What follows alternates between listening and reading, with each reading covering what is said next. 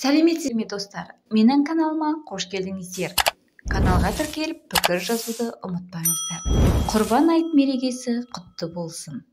Әрбір мұсылман Аллах разылығы үшін мүмкіндігі болса құрбан шалады, мал сояды, жылқы малынан басқасын. Аллахтың бұйыруы бойынша бірінші құрбандық Ибрагим пайғамбардың сүйікті баласы Исмаил болуы керек болды.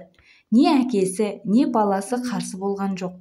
Аллах әкесі мен баласының өзіне берілгендігіне көз жеткізіп, оларды құрбандыққа шалған жұмақтан аспан түстес көк қошқарды түсіріп, оларға мейірім түсірді.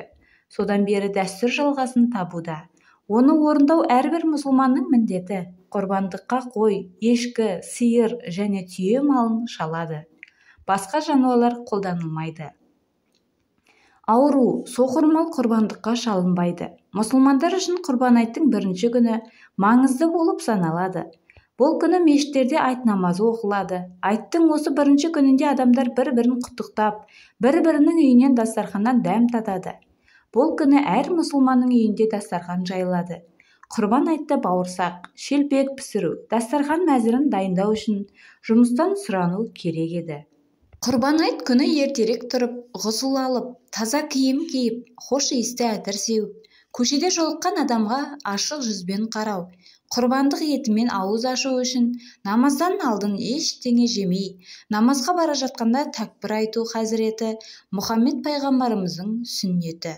Аллах тағала әмірі мен пайғамбарлар сүннетін орындау, жаратушы иеміздің ризашылығына жақындатып, ақиретте сый-сияпатына кенелтеді.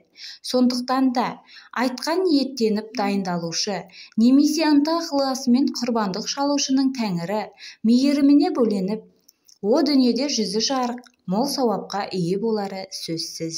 Қажылыққа барған тәуап етушілер мен оған себепті жағдаймен бара алмағандар айт күндері ортақ ғибадат құрбандық шалу.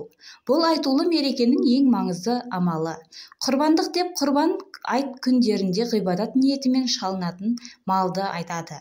Сондықтан бұл құрбандық шалу мерекесі, яғни құрбан айт деп те аталады.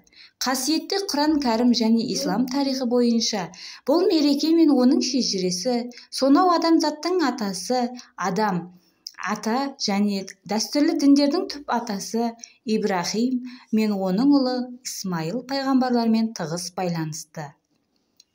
Құрбан айт күндері шариғат бойынша нисап мөлшеріндегі, яғни 85 грамм алтынға тең ақшасы бар, бас бостандықтағы, ақыл-есі бүтін, жол сапарда емес мұсылманға кем-кетіксіз бір жастағы қойды, немесе ешкіні, немесе бір адамнан 7 адамға дейін ниеттерін біріктіріп, 2 жастағы сиыр, немесе 5 жастағы түйені құрбандыққа шалу уәжіп.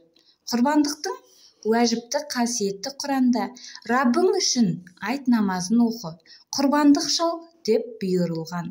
Ал әз пайғамбарымыз кімде-кім мүмкіндігі бола тұра құрбандық шалмаса, біздің намаз оқитын жерімізге жақындамасын.